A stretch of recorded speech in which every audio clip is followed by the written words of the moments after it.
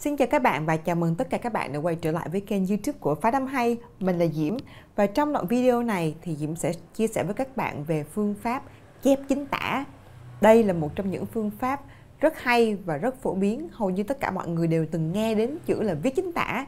Nhưng mà mình chắc chắn là đâu đó trong clip này sẽ cung cấp thêm một vài cái thông tin thú vị về việc viết chính tả để giúp chúng ta viết chính tả trong tiếng Anh tốt hơn. Từ đó sẽ tăng lên khả năng nghe và từ đó phát âm của chúng ta cũng sẽ tốt hơn. Diễm sẽ nói về 3 lợi ích trong việc viết chính tả khi mà mình luyện tiếng Anh. Thứ nhất đó chính là khi viết chính tả nó sẽ làm tăng khả năng nghe hiểu của mình. Các bạn có thể hình dung là trong tiếng Việt của mình cũng đã từng nghe đến cụm từ là viết chính tả rồi. Và mình áp dụng phương pháp viết chính tả từ thời cấp 1. Đó là khi các cô giáo đọc câu lên và mình sẽ viết lại. Sau đó thì cô sẽ chấm bài cho mình.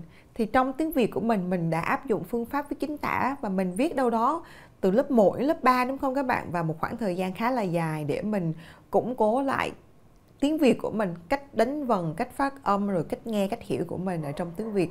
Thì tương tự như vậy, viết chính tả trong tiếng Anh cũng được áp dụng. Nhưng mà các bạn phải luyện đủ lâu và có sự kiên trì, luyện thường xuyên nhất định thì việc viết chính tả nó mới thực sự là hiệu quả. Và có một cái nghiên cứu áp dụng trên 35 học sinh đến từ Iran. Thì nghiên cứu này cho thấy là cho 35 học sinh này nghe và viết chính tả liên tục trong một khoảng thời gian nhất định thì trình độ nghe và trình độ hiểu của các bạn ấy vượt trội và xa hẳn so với các bạn mà không có viết chính tả thường xuyên.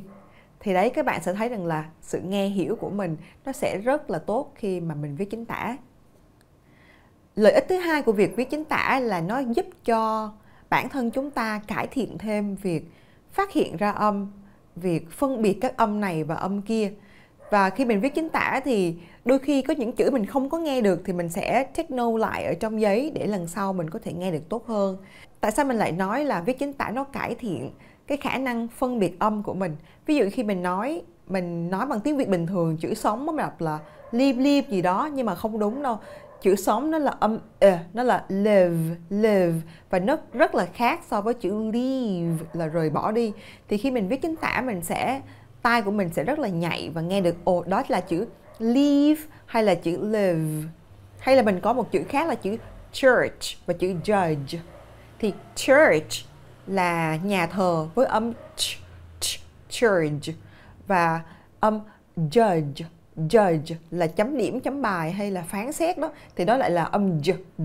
Thì khi mình viết chính tả mình sẽ phân biệt rất rõ đâu là âm ch và đâu là âm j.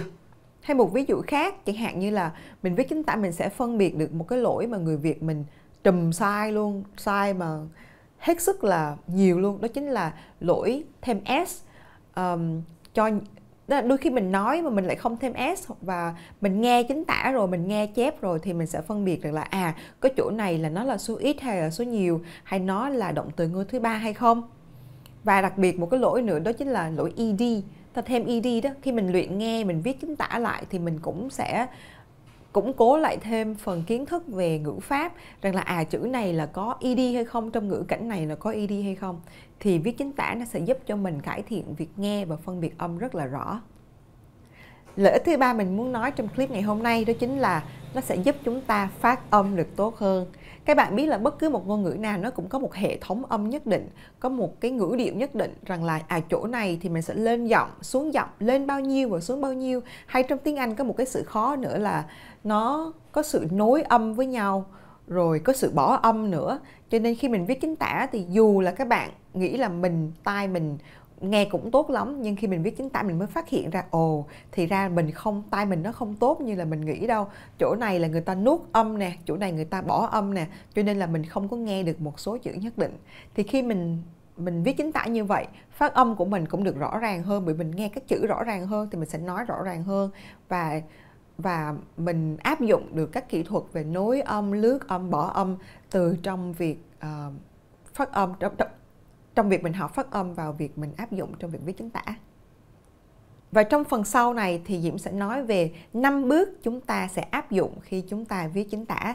Và đây là phương pháp mà Diễm đã áp dụng triệt để khi mình còn là sinh viên. Và mình áp dụng viết chính tả này có thể nói là một tuần thì có 7 ngày thì mình dành hết 4 ngày để viết chính tả rồi, mỗi ngày khoảng tầm 1 tiếng. Và cách mình học đó chính là mình gom một số bạn với nhau. Hồi đó nhóm của mình thì có từ 6 đến 8 bạn, ngày nào cũng vậy hết.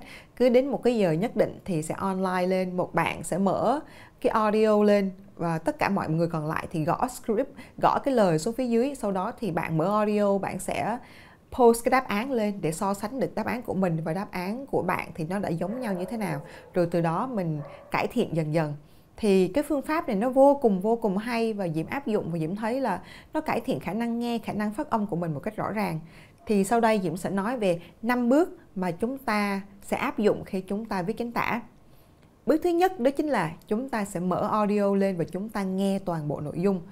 Nhớ là phải nghe toàn bộ nội dung để mình hiểu được. Thì khi mình viết một cái đề tài nó quen thuộc hay là mình hiểu được vấn đề đó thì mình sẽ viết một cách dễ dàng hơn. Đối với một số bạn có một trình độ nhất định rồi thì có thể lấy những đoạn văn khó hơn hay những cái đề tài lạ hơn để viết. Nhưng mà rất nhiều học viên là người Việt của mình thì lại không phải là tiếng Anh là quá giỏi. Thì bạn hãy lấy một đoạn audio và bạn nghe nó, nghe hơn 10 lần đi.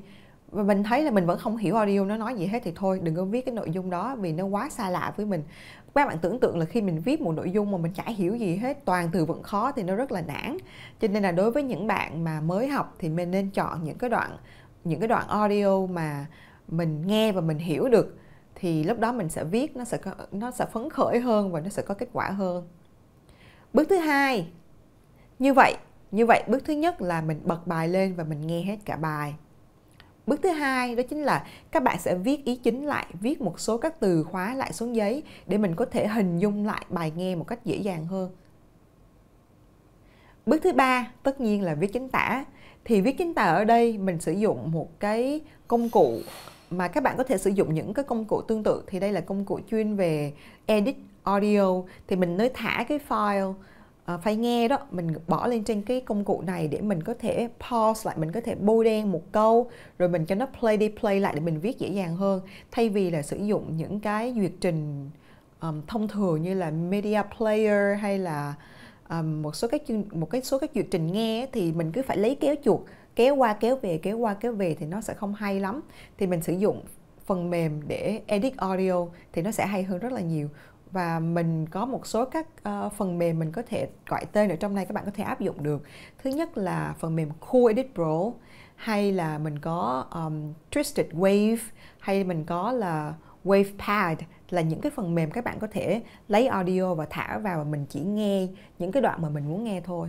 Thì khi mà mình nghe như vậy, nhớ là nghe từng câu, nghe đến khi nào mà mình viết được đầy đủ các câu.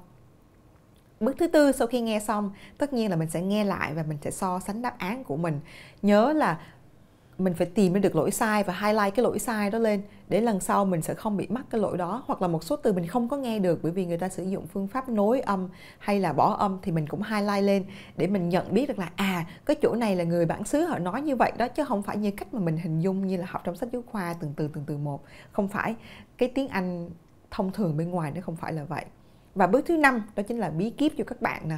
Bí mật thứ 5 đó chính là sau khi mình đã viết chính tả xong, mình nghe được bài, đôi khi mình còn thuộc cái bài đó luôn, chỗ đó nên lọc giọng xuống giọng như thế nào rồi, thì mình sẽ lấy bài đó và mình nhại lại. Mình sử dụng phương pháp shadowing để mình nhại lại bài đó.